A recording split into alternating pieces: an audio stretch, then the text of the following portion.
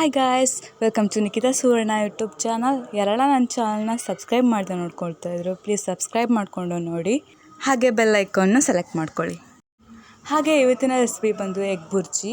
ನಾನಿಲ್ಲಿ ಮೊದಲಿಗೆ ಬಾಣಲೆಯಲ್ಲಿ ಸ್ವಲ್ಪ ಎಣ್ಣೆ ಹಾಕ್ಬಿಟ್ಟು ಎಣ್ಣೆ ಕಾದ ನಂತರ ಹಾಗೆ 2 ಈರುಳ್ಳಿನ ಚಾಪ್ ಮಾಡಿ ಹಾಕ್ಕೊಳ್ತಾ ಇದ್ದೀನಿ.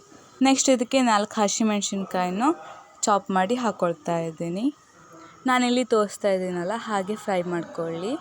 ನೆಕ್ಸ್ಟ್ ಇದಕ್ಕೆ 4 ಬೆಳ್ಳುಳ್ಳಿನ ಹಾಕ್ಕೊಳ್ತಾ ಇದ್ದೀನಿ.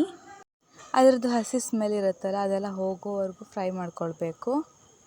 ಹಾಗೆ ನಾನಿಲ್ಲಿ ಅರ್ಧ ಟೇಬಲ್ ಸ್ಪೂನ್ ಖಾರ ಪೌಡರ್ನ ಹಾಕ್ಕೊಳ್ತಾ ಇದ್ದೀನಿ ಮತ್ತು ಸ್ವಲ್ಪ ಫ್ರೈ ಮಾಡ್ಕೊಳ್ತಾ ಇದ್ದೀನಿ.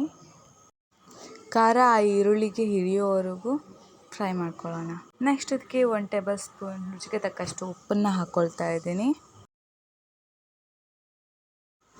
ನೆಕ್ಸ್ಟ್ ಇದಕ್ಕೆ 4 ಮೊಟ್ಟೆನ ಒಡೆದ್ಬಿಟ್ಟು ಹಾಕ್ಕೊಳ್ತಾ ಇದ್ದೀನಿ. ನೆಕ್ಸ್ಟ್ ಇದನ್ನು ಕೈ ಬಿಡದ ಹಾಗೆ ನಾನು ಇಲ್ಲಿ ತೋರಿಸ್ತಾ ಇದ್ದೀನಲ್ಲ ಅದೇ ಪ್ರೊಸೆಸ್ ನೀವು ಫಾಲೋ ಮಾಡಿ. ಸೊ ತಳ ಹಿಡಿಯದ ಹಾಗೆ ಅದನ್ನು ಕೈ ಆಡಿಸ್ಕೊಳ್ತಾ ಇರಬೇಕು. ಒಂದು 5ರಿಂದ 10 ನಿಮಿಷದವರೆಗೂ ಫ್ರೈ ಮಾಡ್ಕೊಳ್ಳಿ, ಆವಾಗ ಎಗ್ ಬುರ್ಜಿ ರೆಡಿ ಆಗುತ್ತೆ.